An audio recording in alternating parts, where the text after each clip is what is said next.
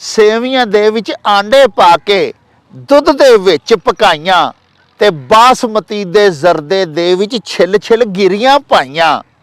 ਪਿੰਡੋਂ ਮੁਰਗ ਮੰਗਾਏ ਹੋਏ ਘਿਓ ਦੇ ਵਿੱਚ ਤਲਾਏ ਤੇ ਆਪ ਖਮੀਰ 'ਚ ਘਿਓ ਪੁਆ ਕੇ ਥਿੰਦੇ ਨਾਨ ਲੁਆਏ।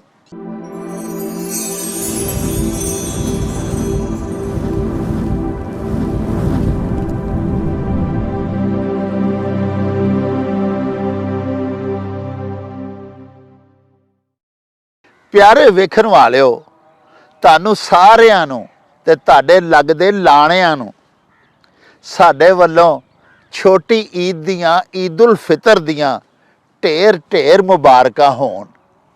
साहिबो, एक बड़ी खूबसूरत हल्की फुल्की मज़ाहिया नज़म इस खुशियां दे मौके दे उत्ते लैके तुहाडी सेवा दे विच हाज़र होए आ ते समात फरमाओ। शायर लिखदा है, मस्जिद दे मीनार दे नेड़े दिती चन्न वखाली, आई ईद मुबारक पुजी घड़ी नसीबां वाली। ते वरे दिनां दा दिन मुबारक लैके खुशियां आया, कपड़ा लत्ता खाना दाना सब लोकां मंगवाया। ते मैं भी फजरी उठ के नहाता नाले शेप कराई, सैट करा के वालां उत्ते हेयर क्रीम लुआई। ते नवी मंगाई होई जुत्ती मुड़ पालिश करवाई ते 5000 टोपी सिर ते टेढ़ी करके पाई। ते कौमी लीड़े लत्ते पा के जद मैं बाबू बनया ते रस्ते विच खलार सलाया कईयां जणियां। घर आके मैं निक्के वड्डे सारे ही बाल बुलाए ते बहुती ईदी दिती ओ ना जश्न मनाए। मुच्छां नूं मैं ताज चढ़ा के वड्डा शीशा डिठा, ईद पढ़न लई कार कढ़ाई मूँह नूं करके मिठा। ईद पढ़ी ते फारग हो के सिद्धा घर नूं आया, रखिया होया कच्चा राशन अंदरों बाहर कढ़ाया।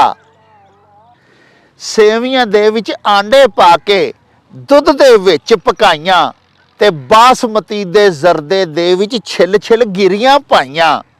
पिंडों मुर्ग मंगाए होए घिओ दे विच तलाए ते आप खमीर च घिओ पुआ के थिंदे नान लुआए। ते रस मलाई ते रसगुल्ले विच फ्रिज टकाए ते वन सवन्ने सोडे वाटर बर्फा हेठ लुआए। सजनी मित्री अंगी साकी आंड गुआंड कलाए ते दर ते आए होए सवाली खाली नहीं परताए। ते डाइनिंग टेबल उत्ते बह के आप भी खादा पीता ते मार डकार अलहमदू पढ़ के शुक्र खुदा दा कीता। इन्ने चिर नूं बाहर किसे ने बूहा आ खड़काया, उतरन लगा पौड़ी तो मैं रिड़दा थल्ले आया। अख खुली ते अगे वांगू कुल्ली विच सां कल्ला ते सुफने दे विच मैनू ईद कराई अल्लाह। ते प्यारिओ, ये सन गरीबां दे सुफने ते ये सन गरीबां दियां ईदां। अल्लाह पाक तुहानूं अजिहियां लखां ईदां नसीब करे ते साडे प्यारे पाकिस्तान ते एहसान करे। इहदे नाल ही सानूं दिओ इजाजत, रब राखा ते अल्लाह बेली।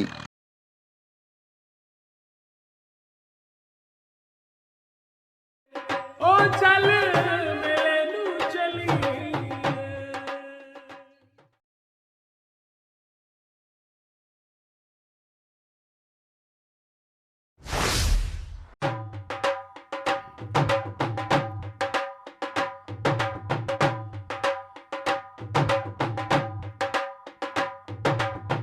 रौनक हो जाऊं चट